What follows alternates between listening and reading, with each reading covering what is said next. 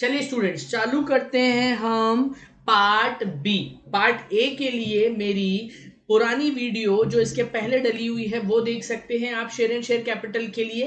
Part B में आज हम पढ़ने वाले हैं basic terms related to issue and allotment of securities, कि अगर कोई भी कंपनी शेयर्स इशू कर रही है या अलॉटमेंट कर रही है सिक्योरिटीज का, तो उससे रिलेटेड बेसिक टर्मिनोलॉजीज क्या क्या रहेगी। मतलब पार्ट बी में वो आपको सिर्फ बेसिक कॉन्सेप्ट और डेफिनेशन बताएंगे कि issue and allotment of securities क्या होता है।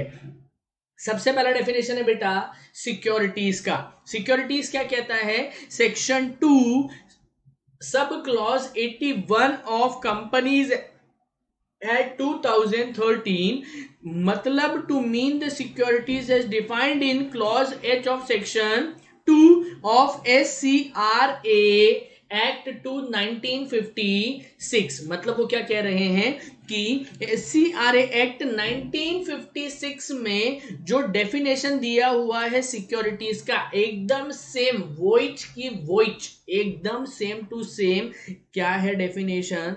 Section 2 sub clause 81 of companies act 2013।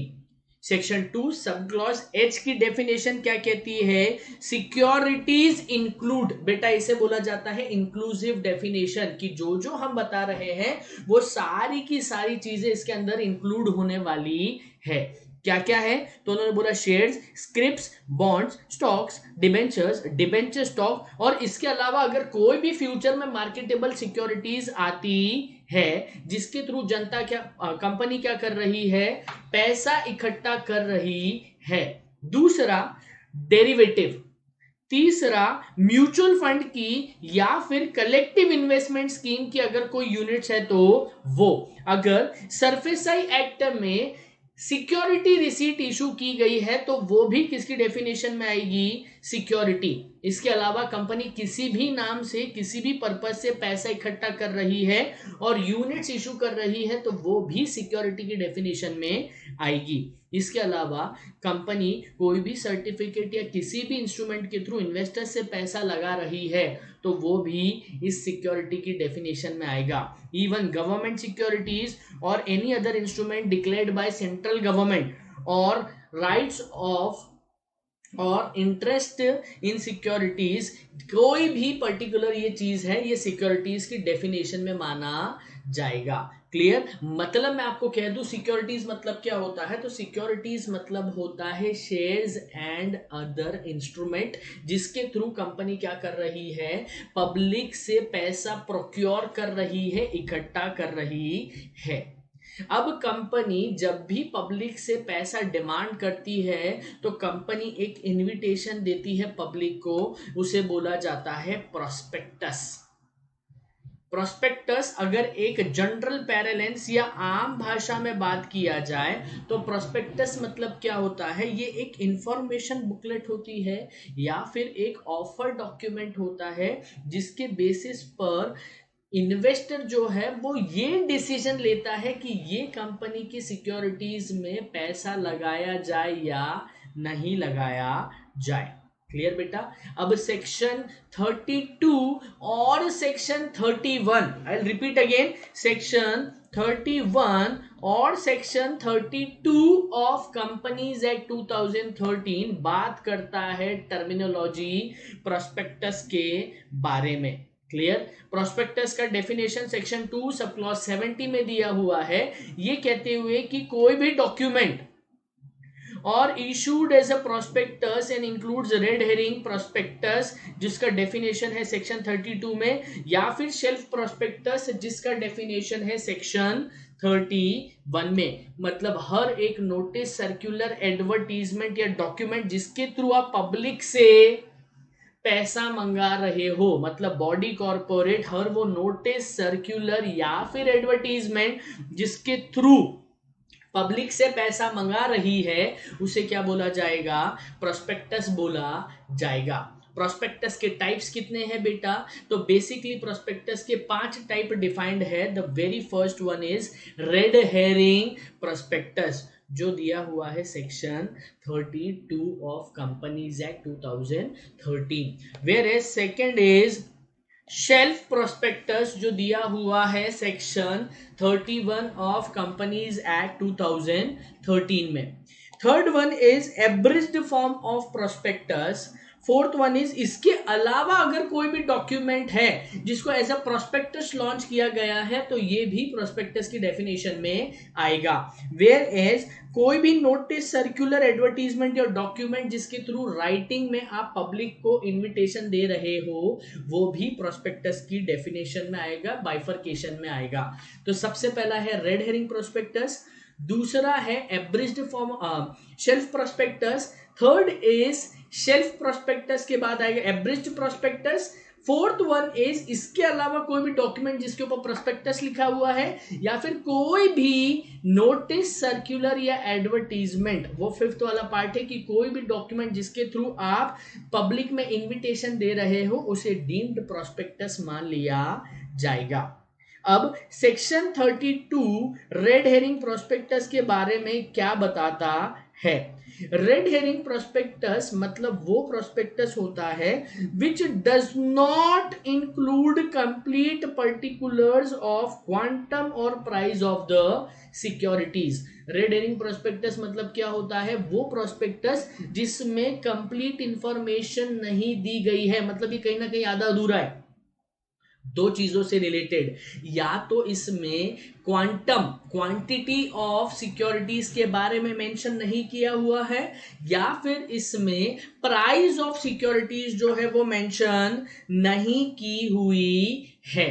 Clear? बस इसमें दोनों में से कोई एक बेसिक इंफॉर्मेशन प्रोवाइड की जाती है जिसके बेसिस पर क्या किया जा सके, एक इन्फॉर्म्ड डिसीजन बाय इन्वेस्टर लिया जा सके कि शेयर्स खरीदे या नहीं खरीदे। क्लियर? टाइमलाइंस फॉर इशू, तो हमेशा वो ये कह रहे हैं कि कंपनी जब भी क्या कर रही है, इशू ला रही है, ऑफर ऑफ सिक्योरिटीज ला रही है, उससे पहले क्या किया जाएगा, प्रोस्पेक्टस को इशू किया जाएगा। Second is timeline for filing with ROC, कोई भी opening of subscription list and offer के पहले, कोई भी ऑफर के कम से कम 3 दिन पहले आपको ROC को, बेटा ROC को एटलीस्ट 3 days बिफोर आपको क्या करना पड़ेगा, ROC को ये रेड हेरिंग प्रोस्पेक्टस फाइल करना पड़ेगा। इसके अलावा सर क्या क्या कंडीशंस हैं, तो बेटा इसके अलावा सेम ऑब्लिगेशन, सेम कंडीशंस पे ये काम करता है। इसके अलावा आपको कुछ भी इसमें इंपॉर्टेंट पढ़ने का जरूरत नहीं है। डेफिनेशन किस में दी है, सेक्शन 32। सेक्शन 32 क्या कहता है, रेड हेरिंग प्रोस्पेक्टस मतलब वो प्रोस्पेक्टस जिसमें कंप्लीट इंफॉर्मेशन नहीं दी गई है, दोनों में से कोई एक चीज मिसिंग रहती है, या तो क्वांटिटी या फिर price of the securities. Done बेटा, इसका टाइमलाइन क्या रहेगा, तो उन्होंने समझाया कि ROC को कम से कम सब्सक्रिप्शन लिस्ट या ऑफर लाने से 3 दिन पहले आपको क्या करना पड़ेगा, रेड हेरिंग प्रोस्पेक्टस फाइल करना पड़ेगा। सेकेंड इज शेल्फ प्रोस्पेक्टस, थोड़ा सा इंपॉर्टेंट है बेटा, एग्जाम में आता है ये। सेक्शन 31 डील करता है रेड हेरिंग प्रोस्पेक्टस में। अब बेटा शेल्फ प्रोस्पेक्टस क्या होता है, शेल्फ प्रोस्पेक्टस मतलब होता है कि जब भी company over a period of time multiple securities issue करने वाली है, कंपनी शेयर्स भी लाने वाली है, कंपनी डिबेंचर्स भी लाने वाली है, कंपनी यूनिट्स भी इशू करने वाली है, कंपनी अदर इंस्ट्रूमेंट्स भी इशू करने वाली है, तो उस सिचुएशन में कंपनी बार बार परमिशन लेने की जगह ROC को एक डॉक्यूमेंट फाइल करती है जिसके अंदर सारी की सारी सिक्योरिटीज के बारे में लिखा हुआ होता है। मतलब मल्टीपल पब्लिक इशू के लिए जब क्या किया जाता है, सिंगल प्रोस्पेक्टस लाया जाता है, उसे बोला जाएगा शेल्फ प्रोस्पेक्टस। जब भी company different class of securities issue करना चाहती है, उस पर्टिकुलर सिचुएशन में जब कंपनी एक प्रोस्पेक्टस में सारी इंफॉर्मेशन लिख रही है कि over a period of time हम क्या करने वाले हैं, कितनी सिक्योरिटीज इशू करने वाले हैं, उसे बोला जाएगा शेल्फ प्रोस्पेक्टस। इसका वैलिडिटी पीरियड कितना है, तो उन्होंने बोला कि फर्स्ट ऑफर से 1 साल तक की इसकी वैलिडिटी रहेगी। फर्स्ट ऑफर से 1 साल के अंदर अंदर आपकी जितने भी मल्टीपल सिक्योरिटीज है वो सारी की सारी मार्केट में आ जाना चाहिए। Next is filing of information memorandum with ROC. जब जब आप नई नई सिक्योरिटीज इशू करते जाओगे, जब जब आपको आरओसी को फॉर्म PAS2 फाइल करना पड़ेगा। क्लियर बेटा, PAS prospectus and allotment of securities वाला फॉर्म आपको आरओसी को सबमिट करना पड़ेगा, जिसके अंदर सारी की सारी डिटेल्स रहेगी। Third one is abridged prospectus. Abridged prospectus को डैश लगा के लिखिए बेटा मेमोरेंडम, या फिर सेलिएंट फीचर्स, या फिर सेलिएंट फीचर्स। मतलब ये ओवरऑल प्रोस्पेक्टस नहीं है, पूरे प्रोस्पेक्टस को जब शॉर्ट में समराइज्ड फॉर्म में लिखा जाता है उसे बोला जाएगा एब्रिज्ड प्रोस्पेक्टस। क्लियर है? एब्रिज्ड प्रोस्पेक्टस मतलब होता है जब बड़े प्रोस्पेक्टस को इतना सारा इंफॉर्मेशन की जगह क्रूशियल इंफॉर्मेशन के बेसिस पर ही मेंशन किया जाए, उसे बोला जाएगा एब्रिज्ड प्रोस्पेक्टस बेटा। Clear? Next is offer for cell और डीम्ड प्रोस्पेक्टस। हर वो डॉक्यूमेंट, हर वो सर्कुलर, हर वो नोटिस, हर वो इंफॉर्मेशन जिसके बेसिस पर आप पब्लिक से कैपिटल रेज कर रहे हो उसे बोला जाएगा डीम्ड प्रोस्पेक्टस। क्लियर बेटा? ऑफर फॉर सेल होता है कि OFS या फिर पब्लिक ऑफर फॉर सेल मतलब क्या होता है, to the public by an existing shareholder through issue of prospectus. Offer for sale मतलब होता है जब एग्जिस्टिंग कंपनी का शेयर होल्डर ऑफर के टाइम पर अपने थोड़े से शेयर रिलिंक्विश करके पब्लिक में बांट रहा है। मान लेते प्रमोटर, कंपनी के प्रमोटर के पास 10% स्टेक है, वो बोल रहे हैं कि 2% हम पब्लिक में देना चाहते हैं इशू के टाइम पर, तो उसे क्या बोला जाएगा, ऑफर फॉर सेल। क्लियर बेटा? अब यहां पर कुछ टर्म्स एंड कंडीशन दी हुई है एडिशनल इंफॉर्मेशन में, ये इतनी इंपॉर्टेंट नहीं है, आप बस इसको क्या कर लीजिए, एक बार रीड कर लीजिए, काम हो जाएगा। Clear? Next is matter to be stated in prospectus. आपको क्या क्या मैटर लिखना पड़ेगा, तो आपको कंपनी से रिलेटेड फाइनेंशियल इंफॉर्मेशन लिखना पड़ेगी, और साथ ही साथ आपको कंप्लायंस से रिलेटेड क्या करना पड़ेगा, डिक्लेरेशन देना पड़ेगा कि हाँ साहब कंपनीज ना सदियों सालों से कंपनीज एक्ट के सारे प्रोविजन का फुलफिलमेंट करते आ रही है।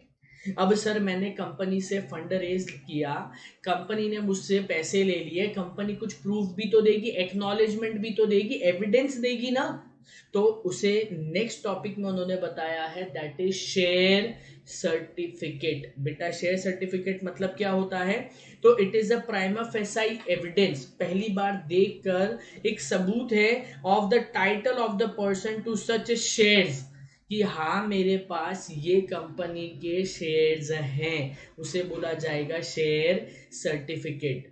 क्लियर? अब बेटा हर एक शेयर कैपिटल का क्या होना चाहिए, डिस्टिंक्टिव नंबर होना चाहिए फॉर इट्स इंडिविजुअल आइडेंटिफिकेशन। मतलब अगर कंपनी ने 5 शेयर इशू करे हैं तो बेटा उनका 1 से लेकर 20, 21 से लेकर 30, 31 से लेकर 40, 41 से लेकर 50, ऐसा आपको अलग अलग डिस्टिंक्टिव नंबर उन्हें देना पड़ेगा। हर एक शेयर सर्टिफिकेट के ऊपर अलग नंबर होना चाहिए। अब बेटा मोस्ट इंपॉर्टेंट थिंग जो एग्जाम में आती है, who can sign share certificate, one of the most important question. तो share certificate is issued under a common seal, company का सील लगा हुआ रहेगा जिसके ऊपर 2 डायरेक्टर का साइन होना जरूरी है, जिसके ऊपर 2 डायरेक्टर का साइन होना जरूरी है, एंड कंपनी सेक्रेटरी। क्लियर है। अगर कंपनी में कंपनी सेक्रेटरी है तो 2 डायरेक्टर और सीएस का साइन होना जरूरी है। Now what is the timeline for issue of certificate? तो अगर सब्सक्राइबर टू द मेमोरेंडम है, फर्स्ट टाइम जो कंपनी बनते समय शेयर होल्डर होते हैं, उन्हें कंपनी के इनकॉर्पोरेशन से 2 महीने के अंदर अंदर क्या करना पड़ेगा? शेयर सर्टिफिकेट इशू करना पड़ेगा। अगर आपने किसी और को शेयर्स अलॉट करे हैं तो within a period of 2 months from the date of allotment आपको क्या करना पड़ेगा? शेयर सर्टिफिकेट इशू करना पड़ेगा। वेयर एज थर्ड ये कहता है ट्रांसफर और ट्रांसमिशन ऑफ सिक्योरिटीज। अगर कोई भी शेयर ट्रांसफर का केस है तो एप्लीकेशन से 1 महीने के अंदर अंदर क्या करना पड़ेगा? आपको शेयर ट्रांसफर करना, शेयर सर्टिफिकेट इशू करना पड़ेगा। And last one is any allotment of debenture. अगर कोई भी डिबेंचर का अलॉटमेंट है तो 6 महीने के अंदर अंदर अलॉटमेंट से डिबेंचर सर्टिफिकेट आपको इशू करना पड़ेगा। अगर किसी केस में ये प्रूव हो जाता है कि शेयर सर्टिफिकेट डिस्ट्रॉय हो गया है या फिर वो डिफेस्ड, म्यूटिलेटेड, टॉर्न या फिर सरेंडर किया गया है, तो फिर कंपनी क्या कर सकती है? चाहे तो डुप्लीकेट शेयर सर्टिफिकेट इशू कर सकती है। अब एक इंपॉर्टेंट टॉपिक है बेटा, सब समझने के हिसाब से इंपॉर्टेंट है, स्प्लिटिंग ऑफ शेयर सर्टिफिकेट। अरे अगर किसी के पास 100 शेयर का एक ही सर्टिफिकेट और वो सिर्फ 50 बेचना चाहता है, तो जब 100 के शेयर सर्टिफिकेट को 2 पार्ट में डिवाइड कर दिया गया है 50-50, तो उसे क्या बोला जाएगा? Splitting of share certificate. आ रहा है बेटा समझ में? एक बार ये डेफिनेशन आप, डिफरेंस बिटवीन आप आराम से पढ़कर देखिएगा। अगर आपको कुछ भी डाउट आता है तो कमेंट सेक्शन में आप क्या कर सकते हैं? कमेंट ड्रॉप कर सकते हैं, डेफिनेटली मैं आपको आंसर करूंगा। Clear? Maintenance of share certificate forms and related to books and document.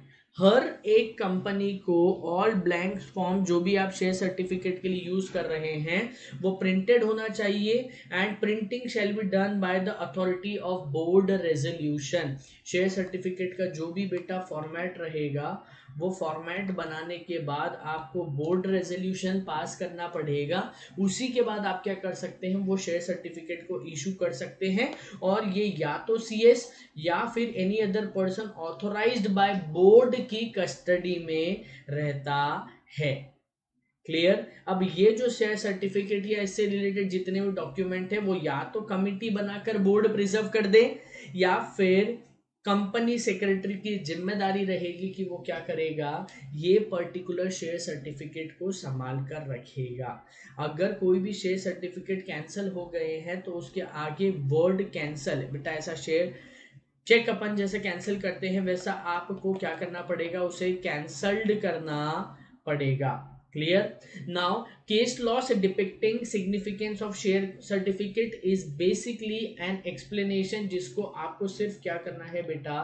Read करना है। क्या शेयर सर्टिफिकेट एक ऑफिशियल पब्लिकेशन होता है? तो उन्होंने बोला कि ये एक मूवेबल प्रॉपर्टी मानी जाएगी, और शेयर सर्टिफिकेट ये टाइटल बताता है कि भाई शेयर सर्टिफिकेट एक मूवेबल प्रॉपर्टी है, ये पब्लिकेशन नहीं होता है, प्रोस्पेक्टस में, बैलेंस शीट में, पी&एल में या नोटिस या एडवर्टीजमेंट नहीं माना जाएगा।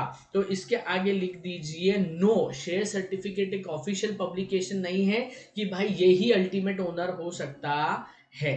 Clear? Now next topic is legal affects of share certificate. Legal effect of share certificate ये कहता है कि अगर share certificate prima facie evidence है, जिसका नाम लिखा हुआ है वही शेयर सर्टिफिकेट या शेयर का ओनर मान लिया जाएगा। क्लियर बेटा? It does not constitute title but it is merely evidence of title, कि हाँ भाई ये पर्सन ओनर माना जा सकता है क्योंकि इसी के पास क्या अवेलेबल है? शेयर सर्टिफिकेट अवेलेबल है। क्लियर। अब एक बार शेयर सर्टिफिकेट इशू हो गया तो वो कंपनी को दो तरीके से बाइंड करता है। पहला है by estoppel as to title और दूसरा है by estoppel as to payment. मतलब प्राइमा फेसाई उसे कंपनी को मानना ही पड़ेगा कि इसके ऊपर क्या है, इस पर्सन का अधिकार है। और दूसरा अगर ये प्रूव हो जाता है तो उसे क्या करना पड़ेगा, आपको पेमेंट करना ही पड़ेगा। Clear. Last topic and very important again, ये कहता है कि पर्सोनेशन ऑफ शेयर होल्डर। पर्सोनेट मतलब क्या होता है, फ्रॉड्यूलेंट इंटेंशन से आप ये बता रहे हैं कि मैं ही हूं शेयर होल्डर, बट एक्चुअली में आप शेयर होल्डर नहीं हो। क्लियर बेटा। मतलब जब आप अपनी आइडेंटिटी फेक करते हुए क्या बता रहे हो, अपने आप को शेयर होल्डर बता रहे हो, तो उसे बोला जाएगा personation of share holder. This is a pure case of fraud. और इस हिसाब से अगर कोई भी पर्सन क्या है, अपने आप को शेयर होल्डर बताता है जबकि वह एक्चुअली में शेयर होल्डर नहीं है, तो उस पर्टिकुलर सिचुएशन में ही shall be punishable with imprisonment with not less than 1 year which may extend to 3 years. मतलब आपको जेल हो सकती है 1 साल से लेकर 3 साल तक की, और आपके ऊपर पेनल्टी लगेगी कम से कम 1 लाख रुपए, जो मैक्सिमम हो सकता है 5 लाख रुपए। क्लियर बेटा। इसी के साथ हमारा पार्ट बी कंप्लीट। मैं नेक्स्ट लेक्चर में लेकर आ रहा हूं part C. Thank you so much.